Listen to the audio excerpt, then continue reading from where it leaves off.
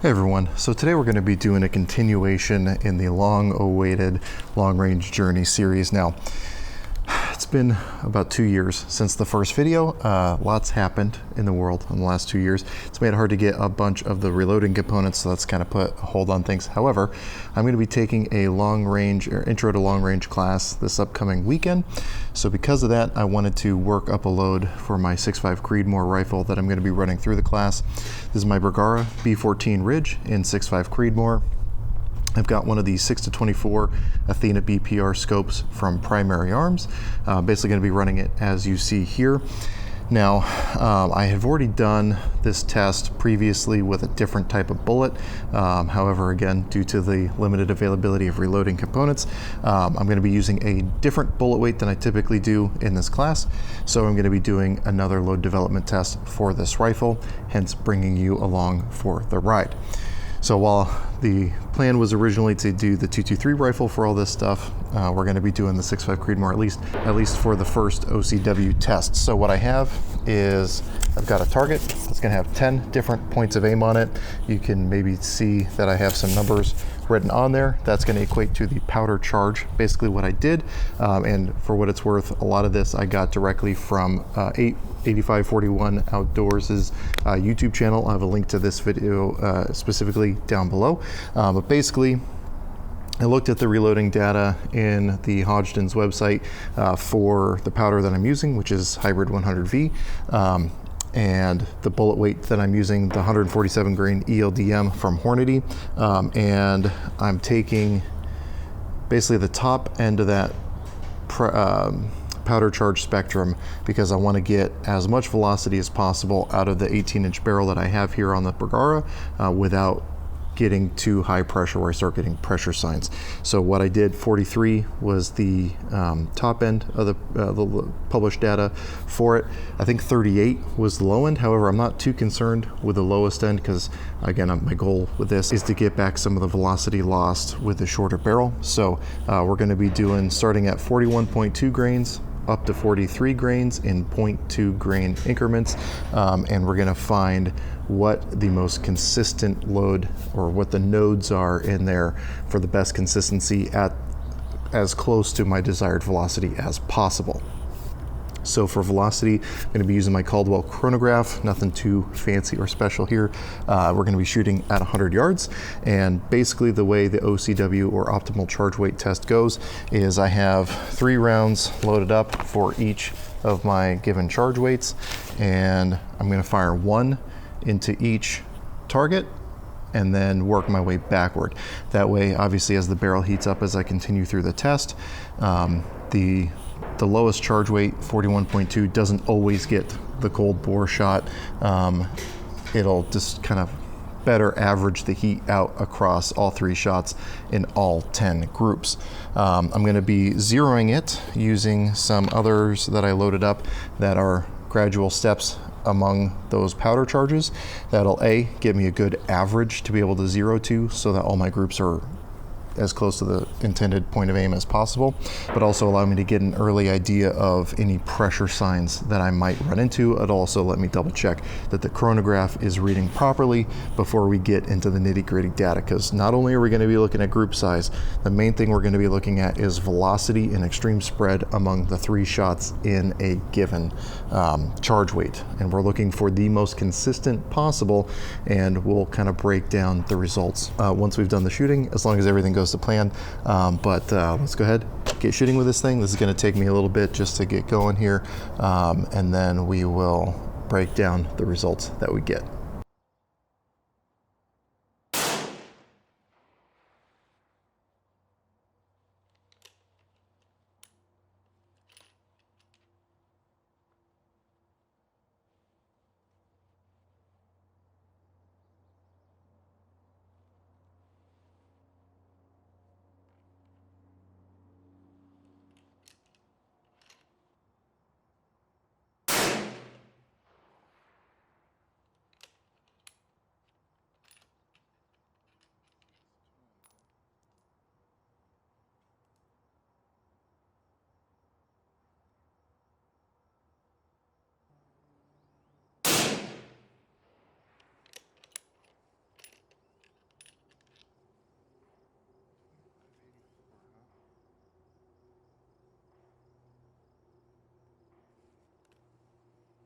So before we dig too deep into the data here, let's talk about what the goal of an OCW or optimal charge weight test is. And I also want to preface by saying I am not an expert. I'm pretty much just using information that I've been able to glean from other sources. Like I said earlier in the video, 8541 Tactical is a source where I got most of this information from.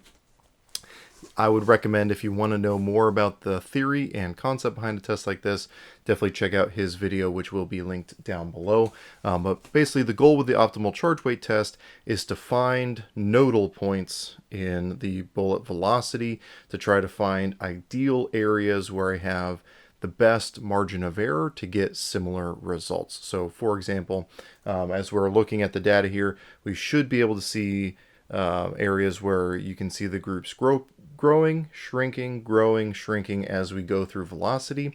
As I understand it, that's basically corresponding with where the barrel whip is, because anytime you fire the gun, the barrel has some whip and movement to it. You're sending a shockwave down the barrel, and you're trying to time the release of the bullet with the whip of the barrel. And so as you change the velocities, you're going to find and lose those nodal points, which hopefully we should be able to see here. And if I wanted to expand the test with a larger variety of charges, again, I think the minimum charge weight according to Hodgdon's website is 38 grains, going up to 43 grains. We did 41.2. If I went all the way down to 38, we should be able to really see those nodal points in there. So my goal is to find a good node where the bullet velocities tend to average out really well across a larger spectrum, which should also theoretically translate to a consistent point of impact across a larger spectrum. And what you're doing, you're firing one round into each target, progressively going up in charge weight to kind of allow that barrel heating up to not take effect, because as you then start working backwards through the charge weights, you're now kind of averaging barrel temperature across the whole spectrum, instead of starting with a cold barrel for the first three and ending up with a really hot barrel on your last three. So we're digging into some nerdy stuff here, so hopefully you guys can stick with me here. But let's take a look at the results. So ideally, we should be looking for an area where the bullet velocities were good, averaged out across a couple groups, and size of the groups should also hopefully correspond as well. Now, to be honest, we're not particularly worried about group size, more consistency in the averages. I'm pointing over here because I have a spreadsheet with all my averages and everything that we're going to be referencing here in a minute. But if we look up here, starting at 41.2 grains of the powder, not a particularly good group, but we're starting large. We start working smaller, and then we have what is probably close to our best three-shot group here at 41.8, and then we start getting a little bit bigger, a little bit bigger, a little bit bigger, a little bit bigger, and then we start working back down again to our second tightest group, which is the 43. Now, this is my zeroing group here. I actually started with a round of factory-loaded 147 grain Hornady ELD match just to see how close what hand load I ended up doing was to the factory stuff. So in a pinch, I can just shoot factory ammo. And then these four shots here, two of which are overlapping, are stepping up, starting at 41.5 in half grain increments. So 41.5, 42, 42.5, 43. Just so that I can get a good average of where those velocities are going to be sitting, so I can zero better. And then also that tells me early on if there's going to be pressure signs, which I can happily say that at no point during this testing, even all the way up to 43 grains, did we have any pressure signs. So if I wanted to, if I felt comfortable doing so, I could probably go up in charge weight still. However, I'm going to always recommend that you default to published load data from reputable sources, such as a reloading manual like mine from Hornady, or the Hodgdon website, or any of those other published sources of info, not just some random guy here on YouTube. So, like we mentioned earlier, we started big, kind of shrunk back down, so we found kind of a nodal point down here, seemingly centered around 41.8 grains of hybrid 100V. Now, how does that actually translate to the data of bullet velocity? So I'm going to hopefully cut in a screenshot here of the chart. So as you can see, starting out all the way down at 41.2, we start raising up an average, and then we kind of hit a plateau where it kind of evens out. Now the dotted lines are the actual velocities for all three shots, the thick green line being the average across those three. Again, we see a kind of plateau that just so happens to correspond with the charge weight here. So not only do we have the visual of the groups getting to a consistent velocity or a consistent size, we're also seeing the velocity being really consistent here. Now, if you look closely at the dotted lines, you can see we actually had a pretty decent spread from one shot at a powder charge versus another shot at the same powder charge. And again, a lot of that's going to have to do with the barrel temperature and chamber temperature heating up or cooling down that powder, causing for different burn rates. Now, you do see, if we get just over 42.5 to where 42.6 is here on the chart, you do see a pretty big dip, almost like it's plateauing again. However, if you look at the dotted yellow line, you can probably see that we have a pretty sharp dip in velocity from that shot. And if I'll also roll in a picture here of where I was writing everything down, you can see that I did make note that between the shot previous to that and that shot, the barrel did have a chance to cool a little bit. I had to take a break. I honestly don't recall what happened there, but I had to take a break, so the barrel did cool down. So I'm going to attribute that. So while it looks like another plateau there, that's just due to a short break in the string of fire, causing the barrel to cool, and therefore that one to have lower velocity. So if we had kept up a pace, we should see that velocity average bump back up to where we are still seeing a upward trend. So again, what seems to be our main nodal point is right there around 41.8. And again, that seems to match up perfectly with the groups that we actually got on cardboard. Now, one thing I also want to do, since we have the average velocity data that we just looked at, what I want to do is also superimpose these three groups over each other here in post, just so we can see if all of these were shot on the exact same target, overlapping each one on top of each other, we should also see a pretty consistent group overall. And obviously I haven't done it yet, so you guys will see it better than I do, but I would hazard a guess that we should see a pretty consistent point of impact across those three charge weights, which to me, extrapolating my data the way I am, I'm going to say that 41.8, possibly even 41.7, but I'm going to go with 41.8 is my optimal charge weight. Now, we do see down here at 43, it gets really, really tight again. And unfortunately, without going up above published reloading data, it's hard to know if there's another nodal point here. If I, again, were a betting man, I'd say there probably is. However, I really don't want to be pushing upper pressures. I'm actually really happy with the velocity that we got at 41.8. I was hoping for about 2550, and that's about exactly where we ended up. So that also puts us really close at the factory loaded 147 grain Hornady match ammo. So I feel comfortable going with this. It's also going to save me a little bit of powder, which in today's market is definitely a good thing. But that is now going to be my powder charge for this load. Now there's plenty of other variables that we can play with, seating depth and all that kind of stuff. And for what it's worth, I'm just going off the published data for that as well, which just happens to be 2.800 inches.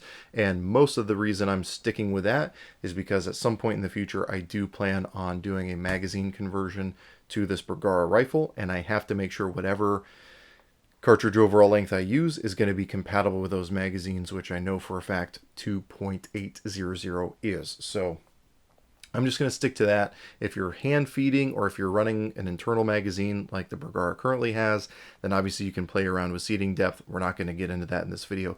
Again, there's plenty of other great resources for that here on YouTube. Again, check out 8541 Tactical, his Mail Call Mondays. There's a ton of information in there, far, far more than I can give you here in this video.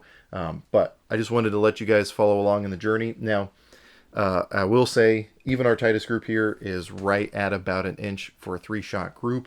Again, again, if we overlap those, we probably still get about a 1 MOA group here. I didn't fully isolate every single variable. I didn't measure bullet weight. I didn't measure case weight. I did track seating depth, and I did track charge weight. The reason I didn't go too crazy nitty gritty is I wanted it to be an accurate representation of what my loadings are, which is not going to be measured everything out. I'm just going for a sufficient level of accuracy, not ultimate precision level of accuracies here to try to get it to quarter MOA, just because I'm going to be loading in a volume that doesn't really allow for that, especially with a class coming up that's 200 rounds. Sorry, I had an issue with the card getting full. But I'm not going to go too crazy with it, just for my own mental health and being able to pump out rounds in a reasonable amount of time. Again, 200 rounds for this upcoming class. I just am going for a sufficient level of accuracy, which for me, 1 MOA is definitely within that reasonable amount, and so that is what we are going to be going with. Now, if you have any other input, because I am really new to this long range game, again, I'm taking my first formal class on it this upcoming weekend. If you have advice, or if there's other data that you can extrapolate from looking at either my groups or looking at the velocity data, definitely let me know. My goal here is to learn as well. You should take nothing I say as gospel. Vet what I say with what other professionals say, people with a lot more experience than I do in this realm. I'm still relatively new to it myself, even though I've been doing reloading for several years now. But if you have any questions, comments, or concerns, go ahead and throw those in the comment section down below. I'll try to get back to you as quick as I can. I want to say thanks to my patrons for helping to make a video like this one possible. Because of their contributions, I was able to actually put together all of the reloading components needed to be able to take this class and do this test for you guys. I might revisit the OCW test later on when I'm doing the same thing for my Remington 700 in 308, where I might, just for sake of video, try to get more consistent stuff with bullet weights and case weights and everything else. If that's something you're interested in, let me know. But as always, I hope you got something out of this video, and I really appreciate you watching. Oh, and if I can say, if there is one thing you should just take based on my own word alone and not vet it through other people, although other people will agree with me, take training. It is exceedingly important. Again, that's what this whole thing is based around, is me taking a class this upcoming weekend so that I can take the thing that I'm probably the worst at overall firearms related, other than maybe revolvers, in long range precision shooting. I recognize that it is a deficiency in myself, and it's something I want to get better at, and it's something I'm really looking forward to. But anyway, with all that being said now, I hope you got something out of this video, and I really appreciate you watching.